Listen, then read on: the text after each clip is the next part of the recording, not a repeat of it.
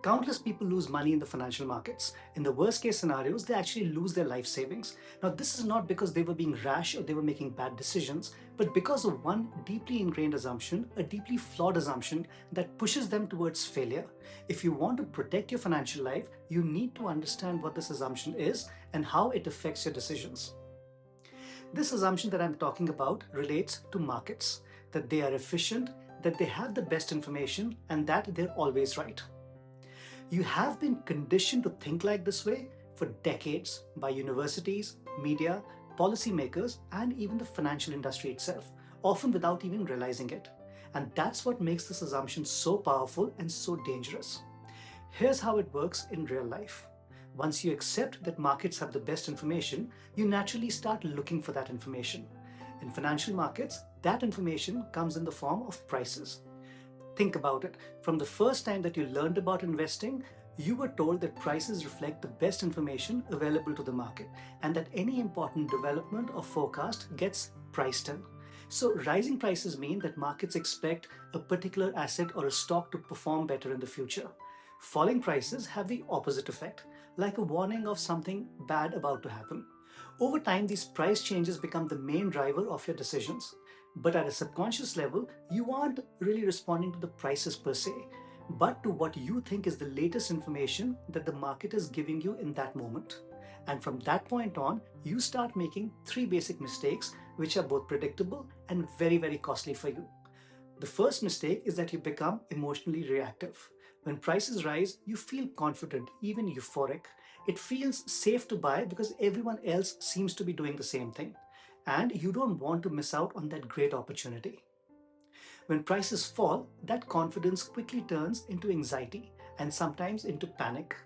Because you want to cut your losses as soon as possible, you become controlled by those emotional swings, pulled in by euphoria, pushed out by fear. And the more unexpected or sudden the price change, the greater is the emotional impact. Once you become emotional, you begin to make rash decisions. That's the second mistake. Your long-term thinking shuts down, you forget the lessons of history, and your sense of underlying value disappears. Immediate price movements become the only thing that matter. Buying and selling gets driven by herd mentality rather than a proper analysis about value. The third mistake is quieter but more serious. When you surrender your thinking to the market, you stop asking your own questions. You stop forming your own independent views. Over time, you start losing confidence in your own judgment. When that happens, you start getting tossed around by other people's opinions, agendas, and biases. And that's when you get into real trouble. Because those who cannot think for themselves or decide for themselves can never ever be successful in the long run. By now, it should be clear that these mistakes can't be good for you.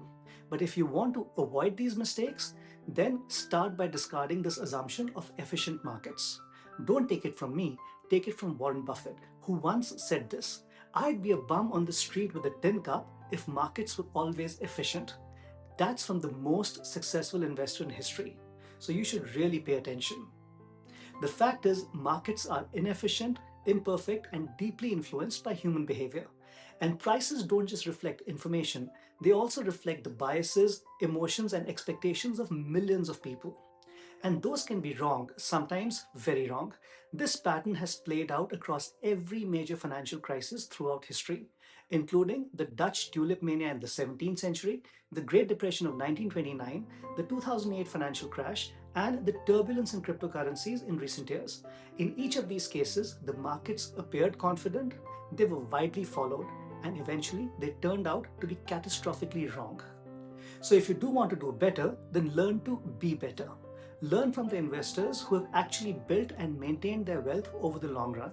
Now, if you look closely, you will find three common habits that they all have.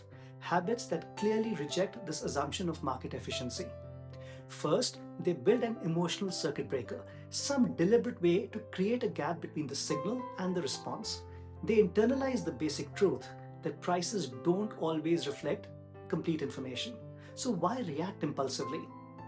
Successful investors find different ways of building this pause, and you need to do that as well. But the purpose is always the same: to not get carried away by emotional impulses. Second, they look ahead. Instead of focusing on what the price is doing today, they ask themselves whether this decision will make sense 5 or 10 years from now. That shift in time horizon changes everything because it moves you away from reacting to noise and towards thinking about fundamental values.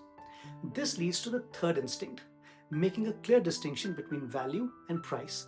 They understand that the imperfect nature of prices doesn't give them the best information. They are willing to buy something when nobody else wants it, and equally willing to walk away when everyone else is chasing it. Their decisions may get mocked or criticized in the short run, but that's what exactly protects them from following the crowd at the wrong time. None of these ideas are actually complicated, but they do require self awareness, discipline, and lots of practice. After all, you're up against a deep rooted but fundamentally wrong assumption. So, if you want to protect yourself from financial ruin, stop treating the market as an authority. Use it as a tool, but never let it replace your own judgment. I wish you all the best and see you in the next one.